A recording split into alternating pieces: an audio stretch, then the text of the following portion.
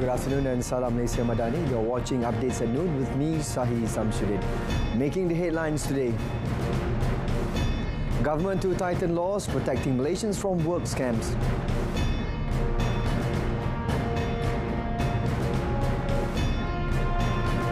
Malaysia remains steadfast in achieving Myanmar's peaceful resolution.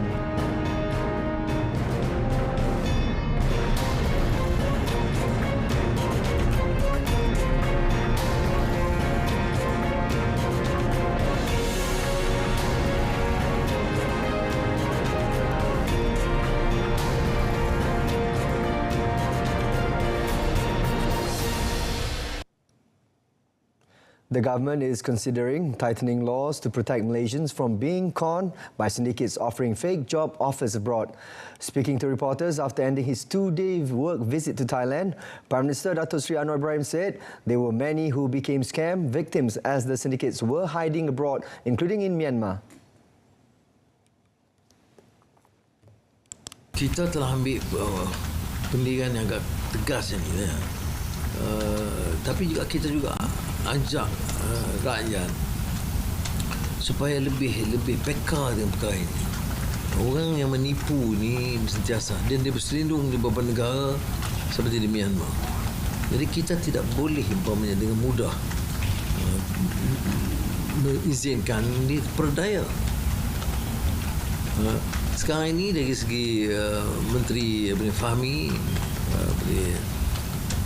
komunikasi untuk mencari jalan untuk perketatkan undang-undang dan pihak PDRM juga mengambil langkah-langkah yang perlu. Tapi selain dari itu, kita hanya cuma mampu nasihat. Tapi undang-undang akan diperkenalkan untuk skam. Media outlets recently reported that 5 Malaysian job seekers claiming to have been deceived into entering Myanmar and then forced to work for a cyber scam syndicate were rescued. The police have received 262 police reports about 336 Malaysians who have been tricked by work scams and are currently being held in Cambodia, Laos and Myanmar as of 27 January. Most of these syndicates would trick their victims using job ads on social media, including Facebook, offering positions as customer service officers abroad with lucrative salaries. The strong gross domestic product GDP growth of 8.7% for 2022 shows the recovery of consumer, business and investor confidence in the national economy. In a statement last night, Datuk Seri Anwar Ibrahim, who is also the Finance Minister, said this growth performance also far exceeds the 3.1% economic growth achieved in 2021. According to Datuk Seri Anwar, this achievement is supported by a strong economic performance in the fourth quarter of 2022, which, among other things, saw the recovery of private spending and investment, a decrease in unemployment, and the strengthening of the ringgit. He said there are several economic indicators that have shown strong performance in the fourth quarter of 2022. Namely, domestic demand continues to be driven by private consumption, supported by better labour market prospects and business confidence that remains positive. The Prime Minister said the ringgit has also strengthened by 5.3% against the US dollar and the currencies of Malaysia's main trading partners. Meanwhile, he said foreign trade continued to record double-digit growth in addition to the encouraging performance of foreign direct investment (FDI). Malaysia will continue to work closely and constructively with fellow Association of Southeast ASEAN member states in the efforts to help Myanmar achieve a peaceful and sustainable solution to the situation in Myanmar. Foreign Minister Datuk Seri Dr. Zamri Abdul Kadir said it is pursuant to the need for full and effective implementation of the 5-point consensus 5Ps, which was adopted by the leaders of ASEAN in April 2021. In a statement today, Datuk Seri Zamri referred to the Prime Minister, Datuk Seri Anwar Ibrahim's keynote address to Malaysia-Thailand Chamber of Commerce in Bangkok yesterday, where he put emphasis on building a strong consensus in giving strong message to the Myanmar's regime to end discrimination, marginalisation, intimidation and violence against the people of Myanmar. Elaborating further, Datuk Sri Zamri pointed out that the Prime Minister made a solid point for all member states to not allow the Myanmar issue to distract the regional bloc from continuing to pursue a much stronger collaboration in promoting peace, security and prosperity for ASEAN and its people as envisioned for the ASEAN community. 1 February 2023 marked 2 years since the military, led by Army Chief Senior General Min Aung Hlaing, seized control of Myanmar, and the country has been in turmoil since then, and a subsequent crackdown on dissent has sparked fighting across swaths of the country while seriously affecting the economy. About 850,000 teenagers nationwide have benefited from the Education and Skills Development Programs (PPK) run by the National Population and Family Development Board (LPPKN). Women, Family and Community Development Minister Datuk Sri Nansri Shukri said PPK was implemented at Cafe Teen Adolescent Centres, Cafe Teen School Club, Mobile Cafe Teen and True Outreach programs. Of the total, she said, nearly 38,000 teenagers have benefited through reproductive health services and some 20,000 teenagers have sought social counselling services at Cafe Teen Adolescent Centres.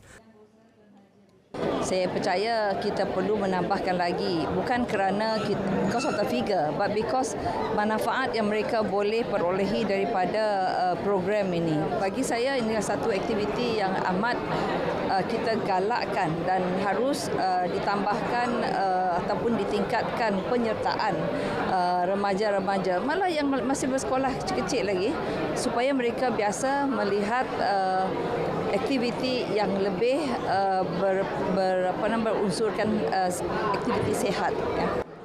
Currently, there are 18 Cafe Teen Adolescent Centres which provide a space for teenagers to engage in healthy and beneficial activities, 8 of which are located in LPPKN premises, 8 in the Urban Transformation Centres, and 2 are known as Cafe Teen Transit Centres.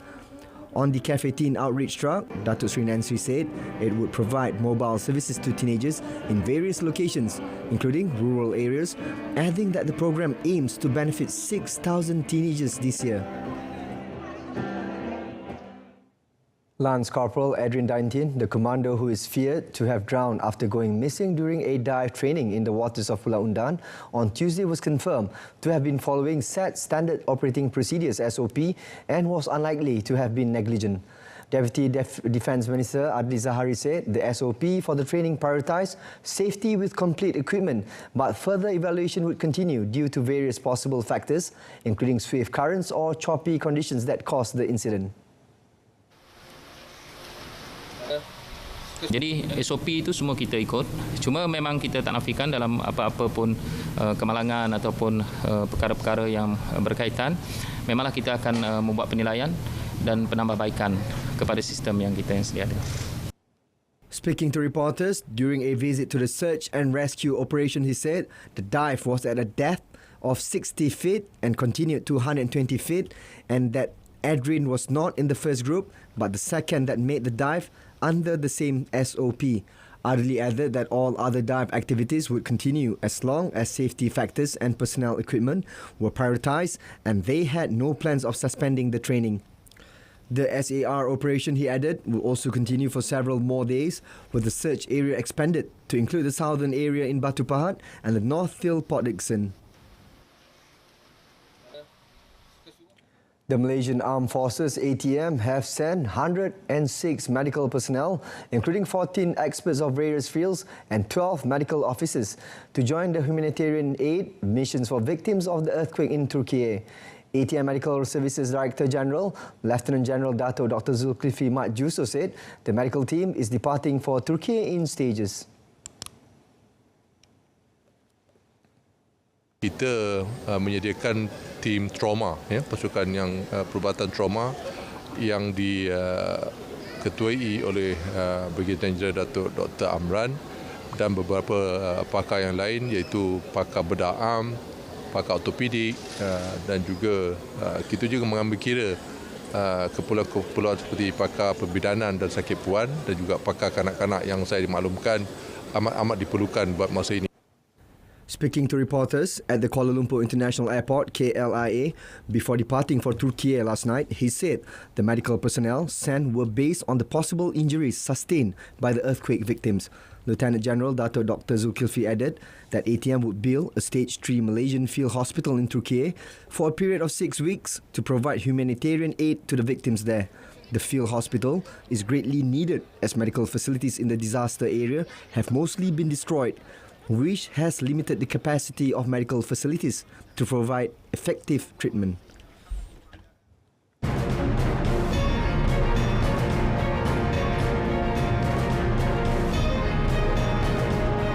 Boy pulled from under Syria rubble after 4 days. That and more coming up in the foreign segment.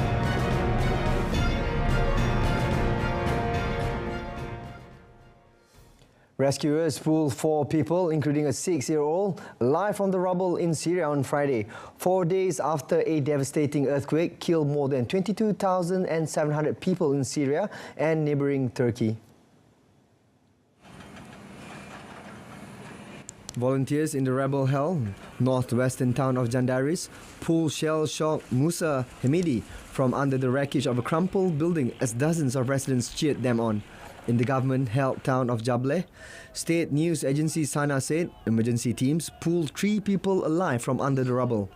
The discovery of the 4 still alive defied the odds, as experts say more than 90% of survivors are generally rescued within the first 3 days of emergency operations after such a major disaster.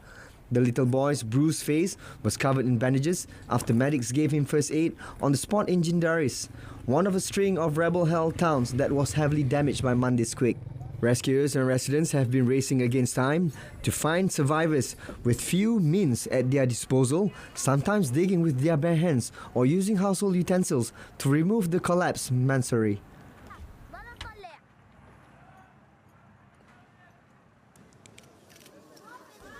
Meanwhile, the death toll rose to 20,318 with more than 80,000 wounded from Monday's devastating earthquakes in southern Turkey.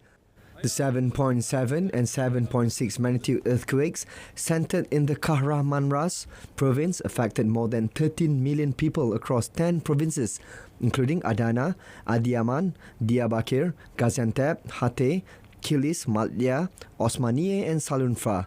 Several countries in the region, including Syria and Lebanon, also felt the strong tremors that struck Turkey in the space of fewer than 10 hours. Search and rescue efforts are ongoing and rescue teams still find survivors days after deadly tremors. Latest, a man, 34, was found alive 117 hours after the quake in Kahramanmaraş.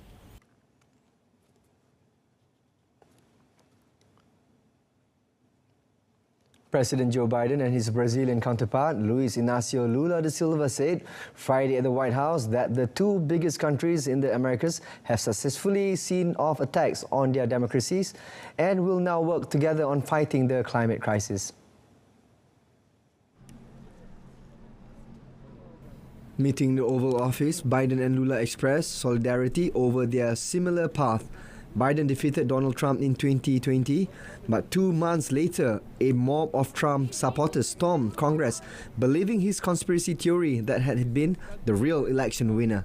In Brazil, Lula defeated right-winger Jair Bolsonaro and took office this January, but a mob of Bolsonaro supporters stormed government buildings shortly after. Touting Brazil's return to the international arena, Lula said his predecessor's world started and ended with fake news in the morning, afternoon and at night. One area where Biden and Lula sharply disagree is over Ukraine, and the subject of Russia's invasion did not come up during their introductory remarks before reporters were ushered from the room. However, Biden and Lula stressed their mutual commitment to saving the Amazon rainforest and fighting global warming, efforts that Bolsonaro and Trump both sidelined. Dozens of U.S. state attorneys general on Friday weighed in on a lawsuit seeking a court order blocking access nationwide to the drug used in medication abortion, with Republicans in support of the lawsuit and Democrats warning of devastating consequences if it succeeds. In the lawsuit filed last year in Amarillo, Texas federal court, Groups including the Alliance for Hippocratic Medicine claim the US Food and Drug Administration used an improper process to approve the drug mifepristone in 2000 and did not adequately consider its safety. Mifepristone is used in combination with another drug, misoprostol, for medication of abortion, which accounts for more than half of US abortions. Medication abortion has drawn increasing attention since the US Supreme Court last year reversed its landmark Roe versus Wade ruling, ending the nationwide guarantee of a right to abortion. President Joe Biden, a Democrat, directed federal agencies to expand access to medication abortion in response to the decision.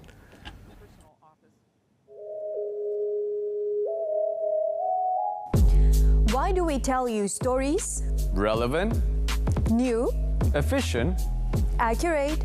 reliable.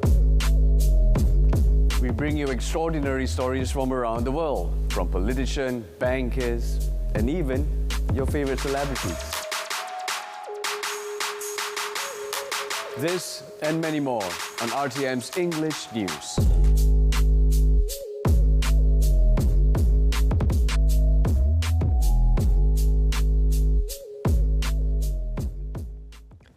Britain's Royal Mail on Wednesday unveiled the first postage stamps to feature the image of King Charles III following his ascension to the throne last September.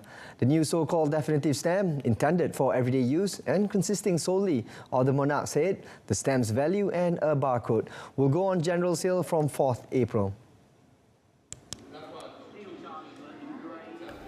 The image, which was approved by Charles himself, is adapted from the official effigy that appears on new UK coins after he succeeded his mother, Queen Elizabeth II. Elizabeth died on 8 September following a record-breaking 70 years on the throne. Retailers will continue to sell their existing stamps featuring the late Queen and be supplied with the new ones when current Royal Mail stocks have run out. British artist Arnold McKean created an effigy of the Queen for decimal coinage in the 1960s and then designed the definitive stamps bearing her image, which became an iconic symbol of the UK around the world. The new design shows Charles facing left, as all British monarchs have done on stamps since the penny black was issued as the world's first postage stamp in 1840 under Queen Victoria. The image of Charles is an adapted version of portrait by British sculptor Martin Jennings, created for the Royal Mint for new UK coins, which are already in circulation. European astronauts could walk on the moon for the first time in the coming years in exchange for the continent taking on a key role in ambitious NASA space program. The US Space Agency's Artemis program aims to return humans to the moon for the first time since the historic Apollo missions, which ended in 1972. For the first time, the European Space Agency (ESA) and European aerospace giant Airbus have been entrusted with supplying vital service modules (ESMS) for NASA's Orion spacecraft. In exchange, Europe has 3 guaranteed seats on the mission's flights, probably from 2027, although discussions are ongoing to try to get earlier spots. The modules are critical to power the spacecraft, providing electricity from solar panels and other vital supplies such as water and oxygen. Once assembled and safety tests are completed, they are transferred to the Kennedy Space Center in Florida. The €2 billion project is running smoothly and Airbus is on track to meet NASA's requirement of delivering 1 ESMA a year. Artists and collectors from around the world are descending on Mexico City this week for several fairs aimed at consolidating the capital's position as Latin American hub of modern and contemporary art. The headline event, Zona Marco, counts 216 exhibitors, nearly half of them foreigners. Spanish and US gallery owners have a strong presence at the week-long event, attracted by a vibrant local market that includes some 170 museums and scores of private collectors. Zona Marco's new artistic director, Joan Canela, said that more than 55 international museum groups had come to the fair, while buyers for private collectors had arrived from various locations in Asia, Africa, Europe and the United States. Highlighting the global ambitions of the fair, Mexico's Foreign Minister Marcelo Ebrard even made an appearance. Another event Berita seeks to connect artists directly with individual buyers and collectors by passing galleries in Mexico. The fair is a godsend for digital designer Ani Garzalo, who is exhibiting her fictional scientific images generated using artificial intelligence.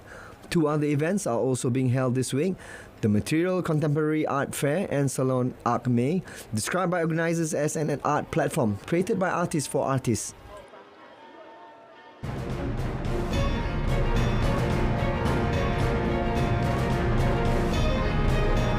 Still to come in sports, Messi, Mbappe and Benzema listed named FIFA Best Final 3. Stay with us.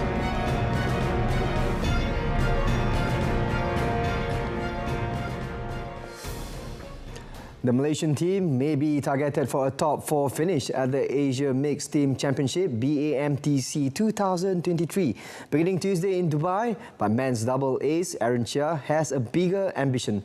Aaron has called on his teammates to make a push for Malaysia's first major trophy in mixed team event, as he was convinced that the squad has the depth, the content this time. Malaysia boasts arguably the strongest first-choice lineups among the competing nations in Dubai, featuring top 10 ranked players in 4 of the 5 disciplines, except for women's singles. Malaysia can certainly count on world number 4 Lee Zijia in the men's single, Aaron and So Woo Yik in men's double, Palitan M. Tina in women's doubles, and Tan Kian Meng, Lai Peijing in mixed doubles to deliver the goods. Aaron added that the momentum is also with the team, considering that Malaysia had won the mixed team gold at the Birmingham Commonwealth Game last year. In the past 2 editions of the tournament, Malaysia had failed to impress after the team would stop in the quarterfinals in Vietnam 2017 and Hong Kong 2019.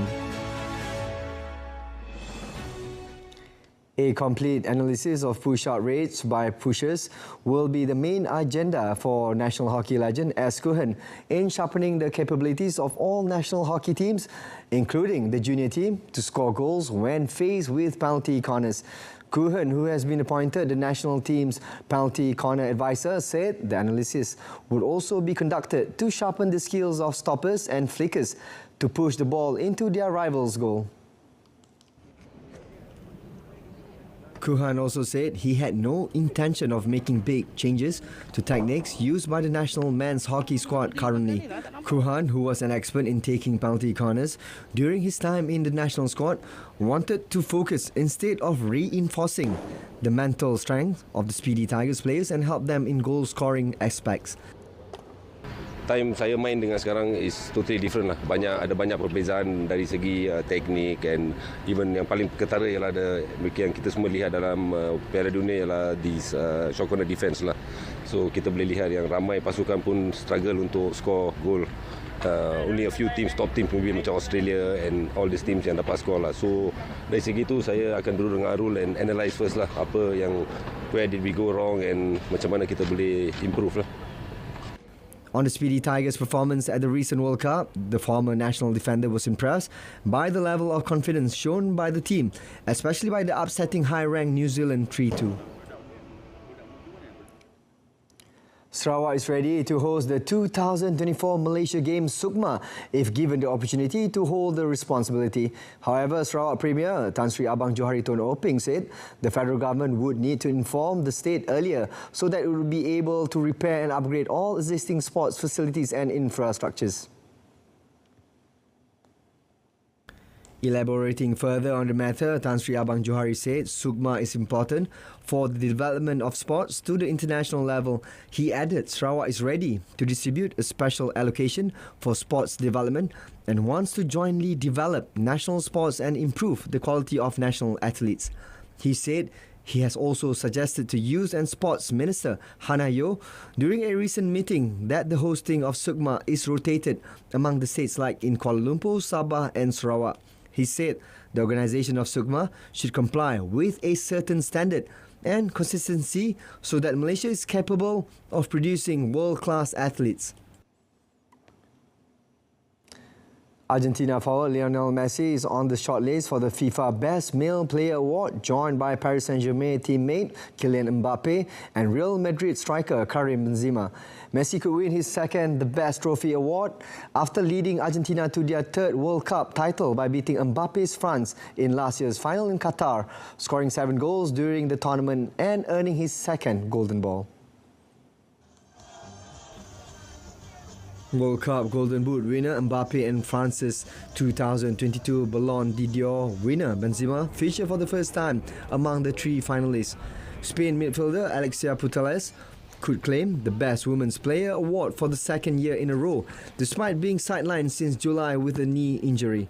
Forward Beth Mead is also nominated after leading England to the Euro 2022 title as the tournament's leading scorer and best player of the tournament.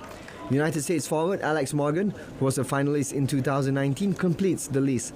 Meanwhile, Tottenham's Brazilian striker Richarlison, Olympic marshals Dimitri Payet, and amputee footballer Marcin Oleksy of Polish side Warta Poznan are the finalists for the Puskás Award. The winners will be announced on 27 February during a ceremony in Paris. Contesting early tomorrow morning's Club World Cup final will hopefully be a turning point for Real Madrid after a difficult season in which they have had to cope with several injured and fatigued players. Manager Carlo Ancelotti said on Friday.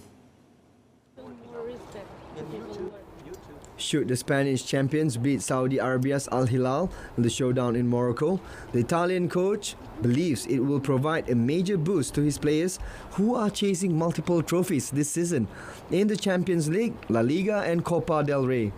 After several key starters were absent from their 4-1 win over Egypt's Al Ahly on Wednesday, Ancelotti confirmed that forward Karim Benzema and defender Eder Militao, who stayed behind in Madrid to treat injuries, joined the team on Thursday and should be available for the final.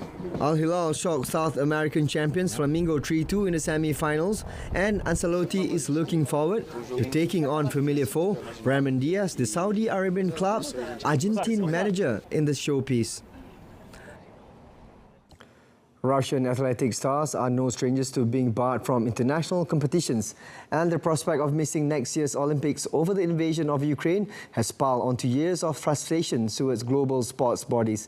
Since the International Olympic Committee (OC) opened door for Russians and Belarusian athletes to compete as neutrals at the 2024 Paris Games, calls to have them excluded have snowballed. A group of 35 countries, including the United States, Germany and Australia, will demand that Russian and Belarusian athletes are banned from the 2024 Olympics, the Lithuanian sports minister said on Friday, stepping up pressure on the IOC. Ukraine and some of its allies have already threatened to boycott the Paris Games if Russian and Belarusian athletes compete, while the IOC has left it to international federations to decide whether athletes from Russia and Belarus should be given a pathway to qualify.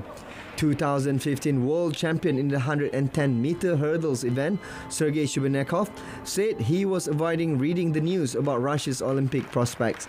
Shubinakov was one of 10 Russians selected by the World Athletics, the international governing body, to compete at the Tokyo Games without Russia's flag or anthem.